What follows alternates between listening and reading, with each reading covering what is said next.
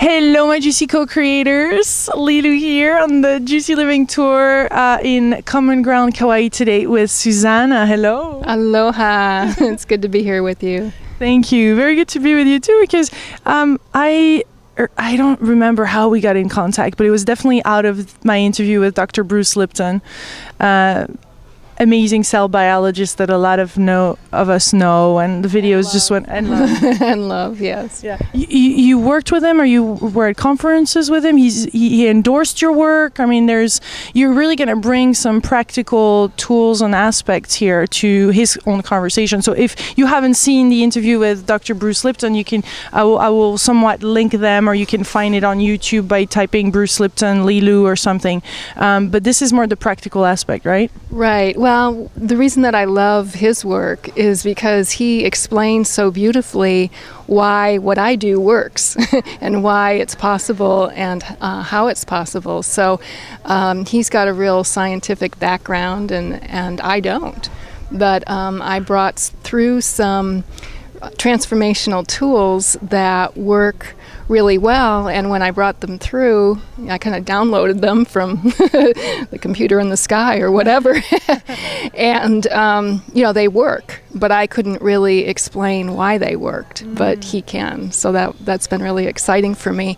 And we actually were at the same conference on energy medicine, and we were both presenters, and of course he was the keynote speaker, but it was a thrill for me to meet him and have him endorse my work in the way of putting a link on his website to my site. And now I know you have the book is already out or coming out, and he's endorsing that too. I mean, this is extraordinary. No, he hasn't seen the book. Okay, Bruce, if you're watching this. He said, well, he actually said send him the book, but it's not ready to send him yet. So, but what I have is a series of guided meditations or guided visualizations that are actually, I call them software upgrades for the mind. So he was talking about the need to deprogram or reprogram all of the stuff that isn't really us. If you recall, he talked about 95% of our thoughts and our automatic behaviors come from our subconscious, and our subconscious comes from other people in our first 6 years of life. And so we're really operating from a place that isn't us at all. And so how do you deprogram or get rid of that programming that isn't you?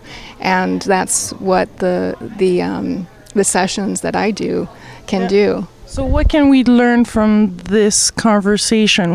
How can we apply this in our life? What are your suggestions, or what have you learned that really works and we can start applying right now to start a deprogramming, can we talk about emotional detox? Yes, that's one of my programs, emotional mental detox. So what causes the programming to imprint on us is the combination of frequency or energy and information. So when you have those two together, it will cause an imprint in our programming, or it'll put a little program there. So, and patterns repeated over time will imprint. And like he said, when we're in our first 6 years, we're in a brainwave state. He called it like hypnosis. It's a theta state where we're really just totally taking things in and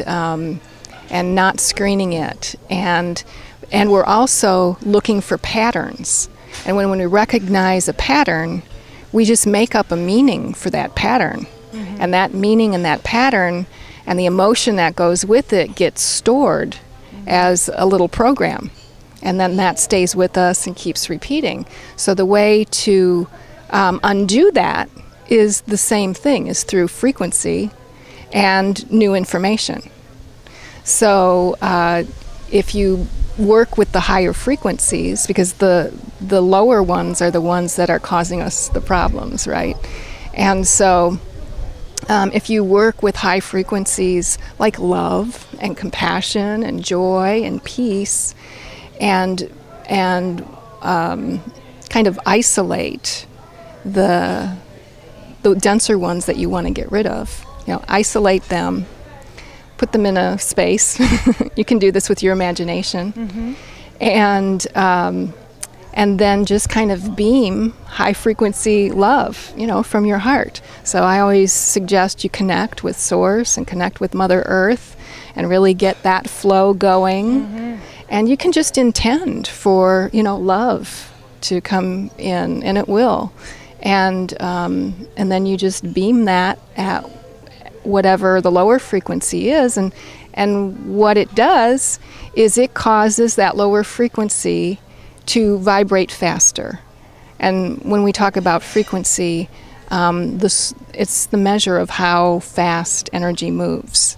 So if it moves more slowly, mm-hmm. it's a low frequency, and the faster it moves, the higher the frequency. And then when you put two frequencies together that are different, they're going to entrain with each other. Mm-hmm. And then you have these frequency ranges like love and above that are so high, they don't really come down to meet. They cause the other ones to come up. So they'll start vibrating the lower frequencies faster and faster until it's not anger anymore, it's not fear anymore, it's not guilt anymore, it's love, it's compassion, it's peace. Mm. And you can actually transform the emotions in your field by doing that. But how can you hold two different frequencies at the same time? How can you hold the frequency of love and at the same time be at a lower frequency so both can meet and merge or at a higher level? Well, because usually when we're angry, and it's hard to bring the frequency of love, and until we do, then of course then we're in the frequency of love. Uh-huh. Well, it's hard to do it in the moment that it's happening. So my approach has always been to do it in another moment and to kind of preemptively go in and set a time and set a space and say, I'm going to work with, say, the frequencies of anger and put them in a container and then love them up. Yeah. Infuse, Yeah, it's so amazing once we start loving just even a weakness or a darker side or a shadow side of ourselves, how it can transmute so fast. Huh? It is. And it's not about denying them or making them go away or even releasing. Sometimes we use the word release, but it's really loving it up and into it, because it will change to a higher vibration. And we've even seen this with the biofeedback machine that translates the different frequencies and the different emotions into color.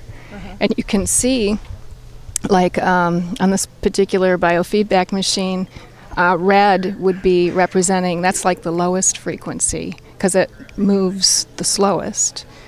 And so if you think about something that makes you angry, you'll see all this red come into the picture.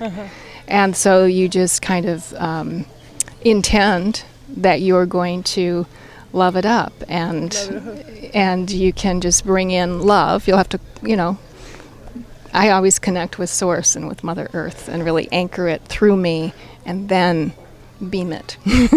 And then it'll interact with it and it'll raise the frequency, and you watch it go from red to orange to yellow to blue to, it goes into this really pretty pink color.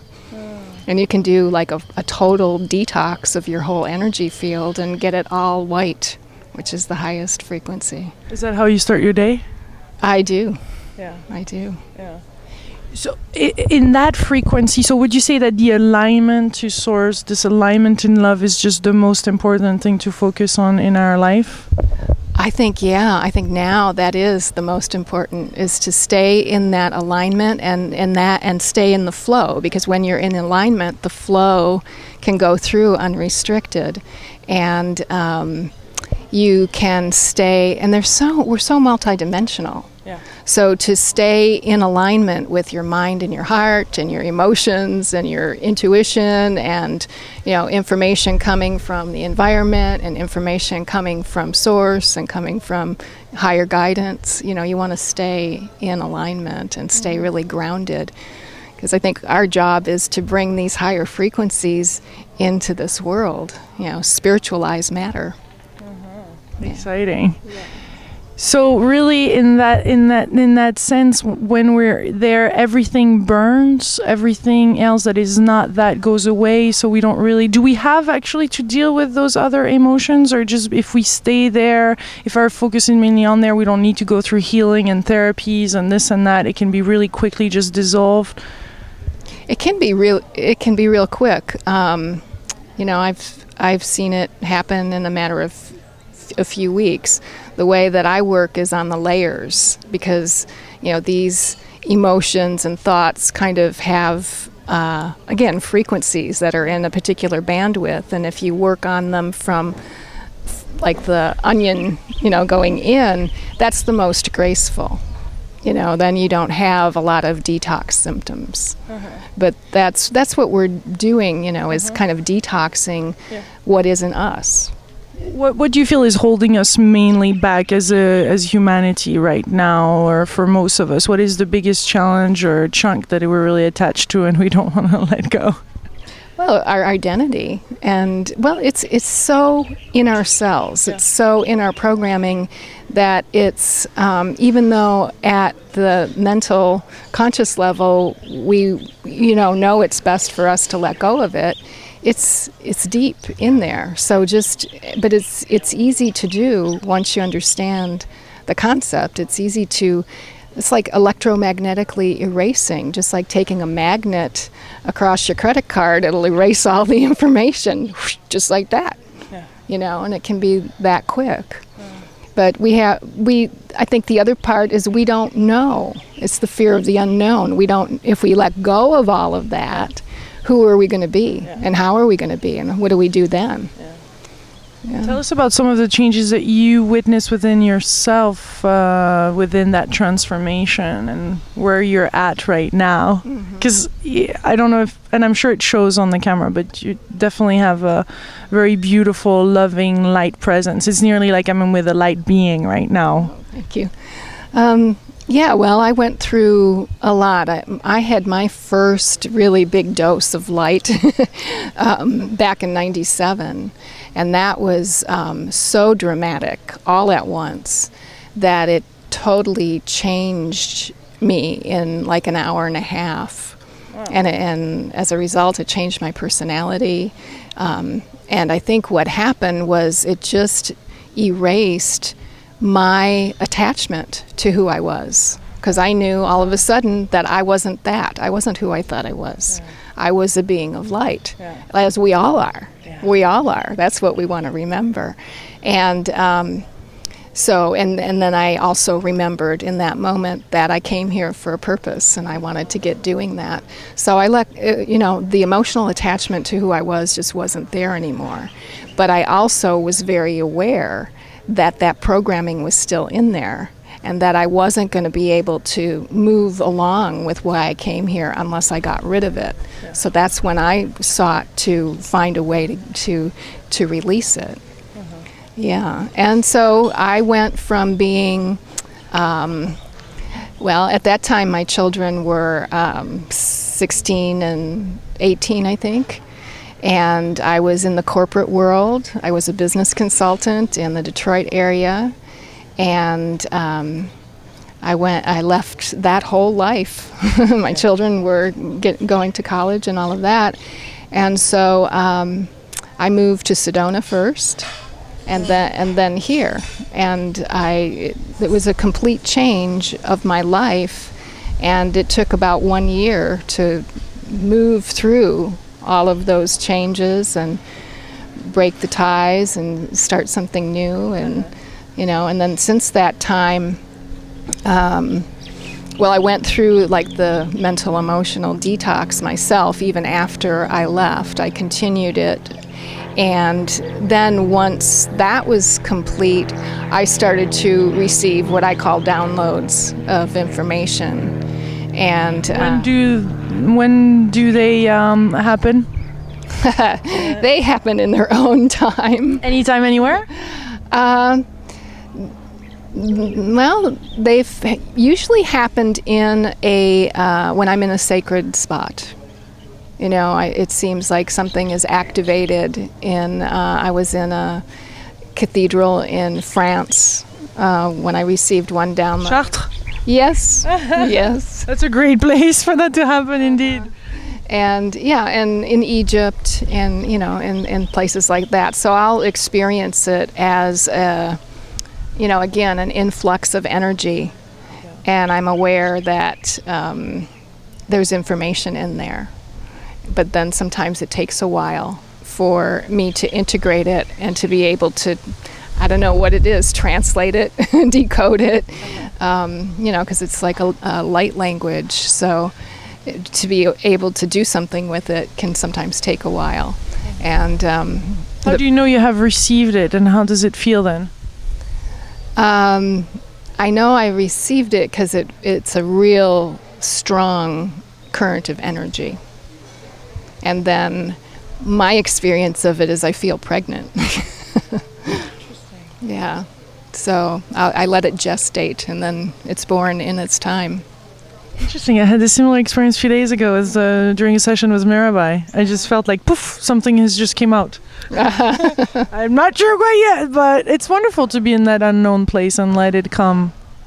Yes, it is. It is. And it's and I couldn't have done that unless I had gotten rid of that old programming that always wanted to be in charge and know what is going to happen and when and why, and you know, so to really relax into that trusting place. And it's you know, because my orientation, even though I'm in a female body, was much more masculine. Corporate, oh yeah. So it was the pendulum swung the other way for a while and then came back to center. So now I feel really balanced between the two, male, female side. Yeah. Right. Yeah, I could definitely feel that. Yeah. And Kauai? Kauai. Well, Kauai is like the womb of the mother. So this is a very, very feminine place. Yeah. And so it's been very nurturing for me. But sometimes you have to kind of kick the other part of you in the butt to get it going because you're here and you just want to be. This is be energy, not do energy. Yeah. Beautiful. Well, thank you for this beautiful, delicious, juicy moment. Thank you. You're so welcome. Thank you. It's a delight. Yes. And we send you much love and much beautiful, loving female energy from the island of Kauai. It goes through. It does, yes. Yeah. Aloha. Aloha.